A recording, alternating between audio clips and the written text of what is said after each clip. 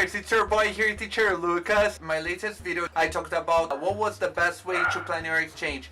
If it was through an agency or do everything by yourself. I saw so many questions about that. So if you are interested in knowing about that, please check it out, this video here on my YouTube channel or on my website as well. And today I want to talk about people who want to go to the university abroad. There are loads of people that want to go to an exchange trip to learn English.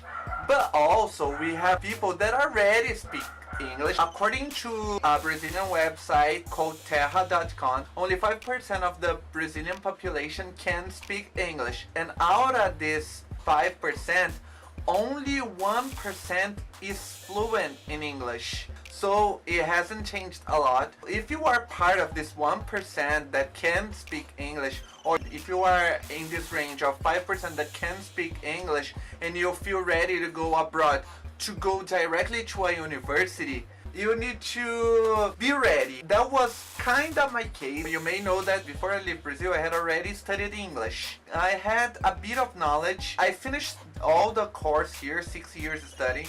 But I used to consider myself as an upper intermediate, you know. I could speak a little bit, but I wasn't that good. Like I used to repeat 300 times in the middle of the sentence to express myself, you know. I could speak, but I didn't have a big range of vocabulary. I couldn't talk about all kinds of subjects. I still can't, because there are loads of technical issues that I don't know how to solve or to talk about or to discuss in English. For example, political issues, for example. There are some specific terms that I cannot discuss, or talking about laws, for example. I don't know all the laws. So when it comes to fluency, you need to measure what does it really mean, fluency. Fluency is not to know everything. You don't have to know everything, because not even native English speakers know everything in English, you know, because there are some specific niches that they have their own vocabulary, you know. Imagine in your own language as well. You don't know everything. Sometimes you come across some words that you have never heard the word before. What are the requirements to go to a university in Ireland, for example? First, I was trying to apply for my master's degree. I had to transcribe to English all my documents, all my diplomas. I had to send a copy of my passport, send a picture. You are obliged to have an international test that proves that you can speak English. For a master degree, the minimum score that you can achieve to apply for a master degree in Ireland, for example, is 6. If you have a score higher than 6, you can follow the process. In America, they use the TOEFL test, which is almost the same, different companies, alright? You need to have one of these tests that proves that you can speak English, alright? To talk just a little bit about this test, for example, you need to think that the test is not about grammar, for example. Do you know how to conjugate the present perfect or the past perfect? No, it's not that. You have a method to do the test. And also, is the main point of this video, the GMAT test. For you guys that are trying to go to the MBA for a master degree, you have to apply for the GMAT. This exam is to test your knowledge with mathematics, with other kind of things. If you know how to associate problem situations in English, if you can think in English. They test your analytical reasoning, they test your quantitative thinking, they test your writing skills. So they test loads of things. It's a very difficult test and it's very expensive. I think I paid like 300 euros.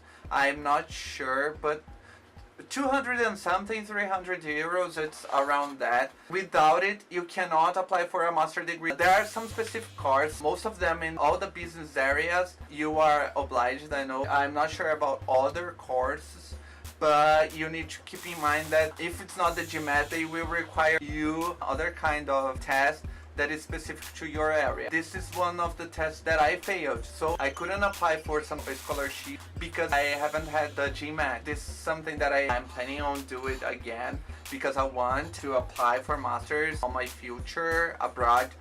But you have to take at least 1 year of preparation because it's something very difficult.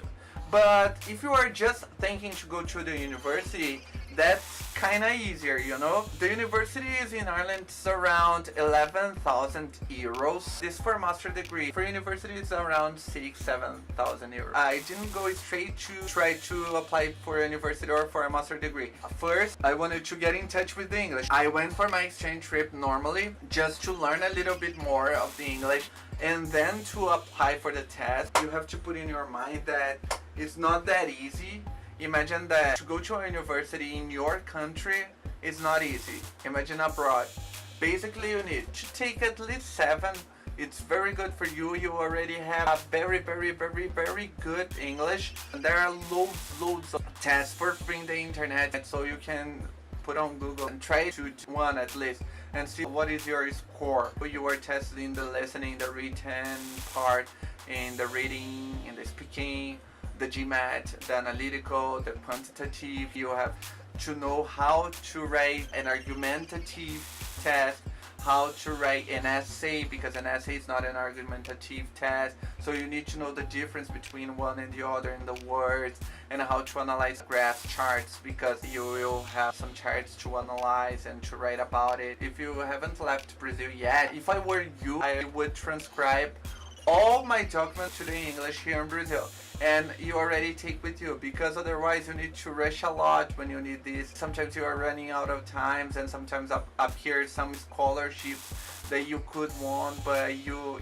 can't apply because you don't have the documents ready with you. So take with you already, because it's very good for you. Please put down your questions in the comments down below. If you liked this video, give it a thumbs up. Share this video with your friends in the group. If you're not following me yet on my social medias, my Instagram, my Facebook is at Teacher Lucas Pereira. My website, teacherlucaspereira.com. Hit the bell to receive notifications of new videos. And thanks for watching. Peace out.